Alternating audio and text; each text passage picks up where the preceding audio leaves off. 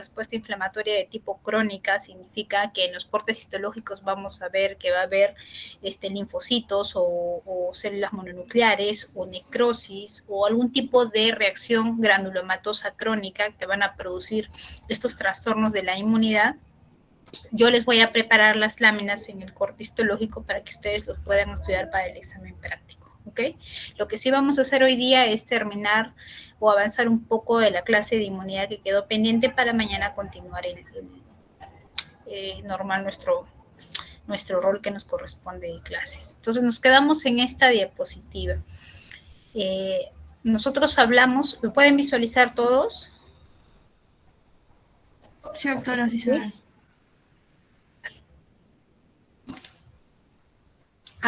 Hemos hablado de las reacciones de hipersensibilidad de tipo 1 y tipo 2. Vamos a hablar de lo que es hipersensibilidad de tipo 3. Esta hipersensibilidad de tipo 3 está mediada por complejos inmunes antígeno-anticuerpo. Denme un segundo, por favor, un segundito.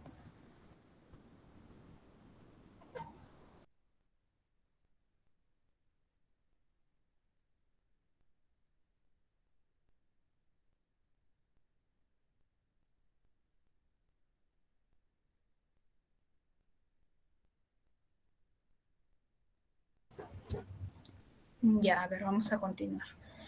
Les decía que estamos viendo hipersensibilidad de tipo 3. Esta reacción de hipersensibilidad de tipo 3 es una reacción que está mediada por complejos inmunes, que son obviamente antígeno-anticuerpo, que la función, o mejor dicho, el efecto que van a producir es que lamentablemente van a activar la cascada de complemento y van a traer linfocitos polimorfos nucleares o neutrófilos al foco. Ahora, ¿qué son los inmunocomplejos? Si ustedes saben, el inmunocomplejo es una suma de un antígeno con un anticuerpo. Estos normalmente activan el complemento. ¿Qué inmunoglobulinas están aquí? Hablando de anticuerpos, la IgM y la IgG, ¿no? Entonces, es una inmunoglobulina más un antígeno, ¿no? Ahora, pueden existir complejos inmunes circulantes sin que haya enfermedad, pero por mecanismos aún desconocidos se activa ese sistema de complemento y se produce la enfermedad, que al final ustedes saben que es de tipo inflamatoria. Recuerden que cuando hablábamos de inflamación decíamos que es una respuesta del cuerpo ante una lesión, ante el ingreso de algún antígeno, y decíamos que se regula la respuesta inflamatoria una vez que nosotros podemos de alguna manera neutralizar la lesión. Vienen los macrófagos y tienden a comerse todo lo que quede de restos o detritos celulares que hayan sido mediados por inflamación. Pero cuando hay una exageración de la respuesta inmunológica, pues van a haber estas reacciones de hipersensibilidad, ¿no? Entonces decíamos, nosotros tenemos circulando libremente antígenos y anticuerpos, que estos son, ya saben, neutrófilos o polimorfos nucleares que les llamamos. Tenemos estos antígenos, que son estos de acá, y estos anticuerpos, que son las inmunoglobulinas, que están dentro de nuestra pared vascular o dentro de nuestro vaso sanguíneo, y recuerden que también están circulando en los vasos sanguíneos que los eritrocitos, que van a tener de alguna manera un papel importante. Seguimos con el siguiente cuadro. Va a haber la formación de complejos inmunes en los cuales tanto el antígeno, que es el verde, con los anticuerpos se van a unir y van a formar esto que se llama complejos inmunes, ¿ok? Y se va a activar, cuando va a haber complejos inmunes, van a llegar hasta la pared o hacia las células endoteliales y van a hacer que se active el sistema de la activación del complemento, y van a hacer que haya una atracción leucocitaria que estaba normalmente circulando como parte del flujo sanguíneo normal, y va a haber una activación del complemento y va a hacer que haya una atracción leucocitaria. Y esto va a hacer que se liberen un tipo de enzimas de los polimorfos nucleares y que haya necrosis fibrinoide en la pared vascular. Esa va a ser, lamentablemente, la forma de actuar de los inmunocomplejos. Los complejos inmunes circulantes producen, entonces, si ustedes se dan cuenta por este gráfico, se producen enfermedad o van a producir enfermedad en los vasos, o pueden depositarse en tejidos más profundos, por ejemplo, el pulmón, el riñón, los plexos coroideos, las membranas basales y la sinovia. Entonces, si se dan cuenta, la mayoría de veces van a producir vasculitis o nefritis, ¿no? Los complejos inmunes depositados van a inducir, ¿qué hemos dicho? Una respuesta inflamatoria. Y se va a activar el complemento hasta la formación del C5A, que va a ser, ya saben ustedes que es una forma de quimiotaxis para polimorfos nucleares neutrófilos. Los complejos inmunes se forman, como ya les he mencionado en la primera diapositiva, por la unión de antígenos con anticuerpos, que ya sabemos que pueden ser de tipo IgM, que son los primeros o la primera respuesta inmunitaria, o IgG, que son la segunda respuesta inmunitaria, ¿no? Cuando mayor es el exceso de anticuerpos, más grandes son los complejos inmunes. Entonces, cuando mayor es el exceso de antígenos, más pequeños son los complejos inmunes. Eso es importante recordarlo. Estos complejos son normalmente eliminados por células del sistema fagocítico mononuclear más rápidamente, mientras más grandes son. Estos complejos inmunes de menor tamaño son realmente los causantes de enfermedad. Y la disminución de la capacidad fagocitaria del sistema fagocítico mononuclear aumenta los riesgos de enfermedad. Ahora, ¿cómo puede ingresar esto? ¿Cómo puede haber esta reacción de inmunocomplejo en la cual yo necesito un anticuerpo, sea IgM o IgG, y necesito el antígeno? ¿Cómo se pueden originar estos antígenos? Estos pueden iniciar, para que haya la respuesta inflamatoria, para que produzcan esta reacción, pueden ser de tipo extrínsecos, que son a partir de antígenos ambientales, que normalmente ya sabemos que van a penetrar principalmente por la vía aérea. Pueden ser de tipo microbianos, sobre todo en pacientes con infecciones persistentes. Pueden ser de tipo intrínsecos, por formación de autoanticuerpos que forman complejos inmunes con los autoantígenos. Otro tema importante es la enfermedad local mediada por complejos inmunes. Esta se denomina el fenómeno de Artus, a la lesión local por depósito de complejos inmunes. Su localización típica es la piel, que va a provocar a las 2 horas una reacción local con infiltrado de polimorfos nucleares neutrófilos. ¿Qué va a hacer? Va a activar el sistema de complemento y va a producir una vasculitis aguda. ¿Qué vamos a encontrar en la piel? En la piel va a haber edema local, va a haber hemorragia, y dentro de nuestra circulación o en la zona subepitelial vamos a encontrar formación de trombos, de plaquetas, vamos a encontrar necrosis y posteriormente infiltración perivascular de linfocitos y minocitos. Estos son los depósitos de inmunocomplejos que se pueden visualizar en la piel. Esto es aquí. Inmunofluorescencia, esto es un corte histológico en el cual nosotros podemos visualizar esta primera capa. Volvemos acá, ¿verdad? Este es un epitelio escamoso y esta es la primera capa que encontramos, y ahí podemos ver el depósito de complejos inmunes en la piel. Entonces, así como hay una enfermedad local mediada por inmunocomplejos, que un ejemplo de esto es la enfermedad de Artus, también tenemos una forma sistémica. La forma sistémica por complejos inmunes es la llamada enfermedad del suero, que se produce por la formación de complejos inmunes de muy pequeño tamaño. Se debe a la inyección directa del antígeno a la circulación sistémica. Anteriormente o hace muchos años era causada por antisueros procedentes de animales, sobre todo caballos, como antitoxinas contra la difteria o el tétanos. La enfermedad se produce en forma aguda 5 días después de la inyección, formándose anticuerpos que se unen al antígeno y van a formar complejos inmunes pequeños. ¿Qué va a producir? Una angeitis necrotizante aguda, necrosis, depósitos de fibrina de la pared vascular e infiltrados linfocitos polimorfos nucleares neutrófilos, ¿no? Si hay un depósito en el riñón, va a aparecer una glomerulonefritis con proliferación celular y depósitos granulares de inmunoglobulinas, y complementa la membrana basal glomerular y en los vasos. En los ganglios linfáticos hay una hiperplasia linfoide y en algunos casos se desarrolla una artritis aguda. Recuerden que este tipo de enfermedades causadas por hipersensibilidad sobre todo hacen daño a todo lo que son articulaciones, vasos y algunos órganos nobles en los cuales se pueden filtrar. Hay una filtración, por ejemplo, si es una filtración de orina, el glomérulo o las membranas sinoviales en el caso de las articulaciones, ¿no? Por eso es que la mayoría, si se dan cuenta, siempre van a producir esas artritis, esas glomerulonefritis. Clínicamente los pacientes van a presentar ¿qué? Urticaria, artralgias, fiebre y edemas focales. Si la exposición a los antígenos es única, la lesión se puede resolver en forma espontánea.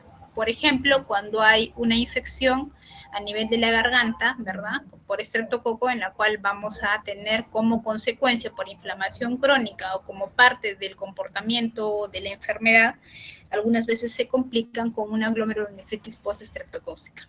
Si la exposición es crónica, se produce una lesión permanente e irreversible, como en el caso del lupus eritematoso sistémico o la artritis reumatoide. Tenemos muchos pacientes que tuvieron en su tiempo esta lesión por estreptococo y después tuvieron una resolución casi completa, ¿no? Sin embargo, si hay una exposición crónica, ahí sí se va, o permanente, allí va a ser de tipo irreversible, ¿no? Sobre todo en esas dos enfermedades. Se produce hipersensibilidad de tipo 3 en la mayoría de los glomerulonefritis y se puede demostrar la presencia de inmunocomplejos por inmunofluorescencia directa, que es como hemos visto en las anteriores diapositivas. Esta es una glomerulonefritis de tipo proliferativa, si se dan cuenta que hay un aumento en el número de células a nivel del glomérulo. Y me voy a la inmunofluorescencia directa y voy a encontrar este depósito de inmunocomplejos en los glomérulos renales, que vendría a ser más o menos el corte de lo que está aquí adentro, aquí, ¿no? Que son los depósitos que voy a encontrar de complejos inmunes. Luego tenemos la reacción de hipersensibilidad de tipo 4. Esta reacción está mediada por los linfocitos T, que liberan citoquinas, ya sabemos, y producen una reacción inflamatoria en la que un papel importante o esencial tienen los macrófagos. A menudo esta reacción de hipersensibilidad de tipo 4, que es mediada por los linfocitos T, es precedida por una reacción mediada por algún anticuerpo. Entonces, tenemos un antígeno, tenemos los linfocitos TCD4, van a estar en contacto con el antígeno y van a producir células de tipo mononuclear,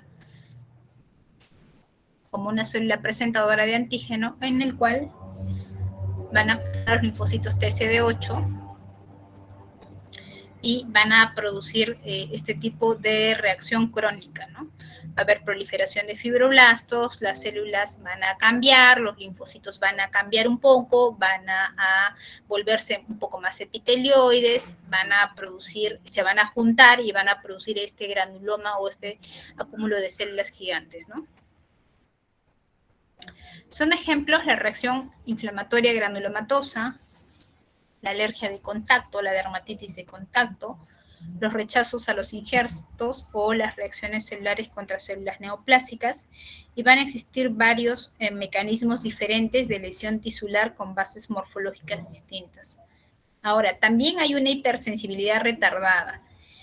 Cuando hablamos de hipersensibilidad retardada, decimos que en esta reacción los antígenos van a actuar o tienen que tener interacción con células que tienen moléculas de la clase 2 del complejo mayor de histocompatibilidad. Estos son reconocidos por quienes, ya sabemos, por los CD4.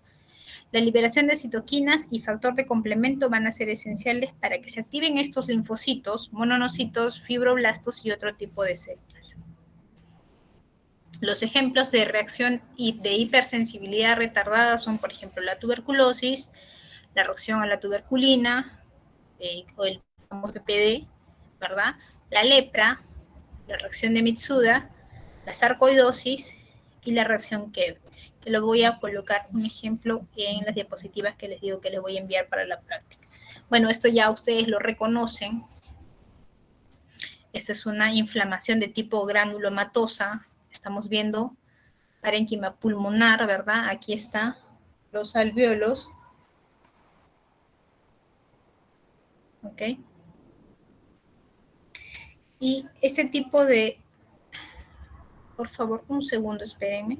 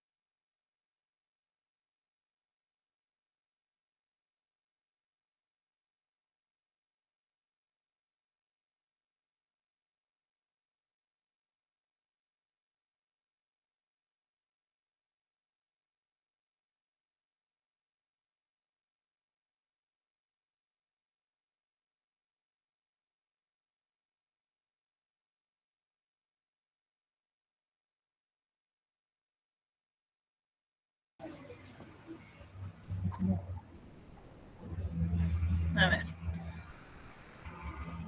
Entonces decíamos que en este corte histológico podemos visualizar el parénquima pulmonar, esta es la zona alveolar o los alvéolos, ¿verdad? Y encontramos dentro de este parénquima pulmonar estos acúmulos de células.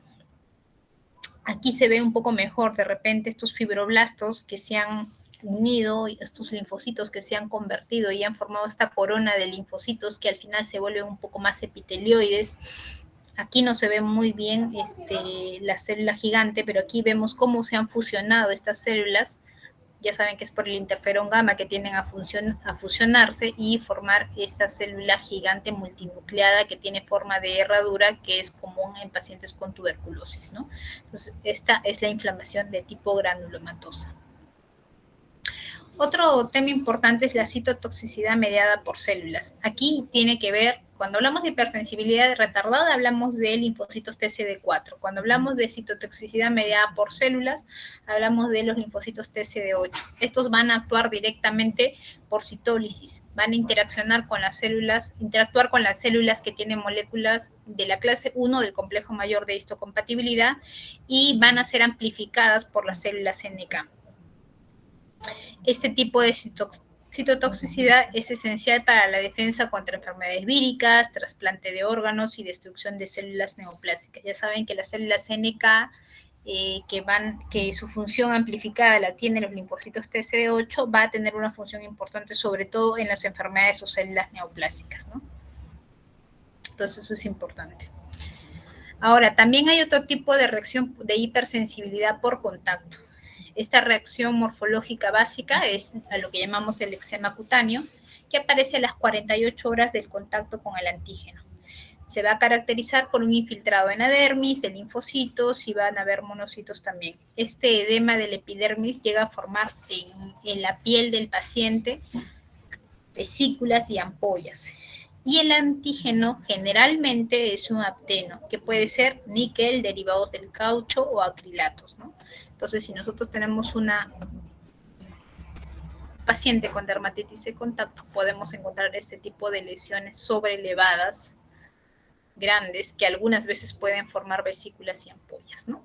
Entonces, eso es lo que nos faltaba con respecto a la clase anterior de hipersensibilidad de tipo 3 y tipo 4. Como les he dicho, mañana tenemos clase normal, voy a colgarles mañana, en la mañana, los ejemplos de lo que vamos a encontrar en trastornos de la inmunidad y para que ustedes lo puedan visualizar. Si bien es cierto, si se dan cuenta, la mayoría de ejemplos que vamos a encontrar de cortes histológicos de trastornos de la inmunidad son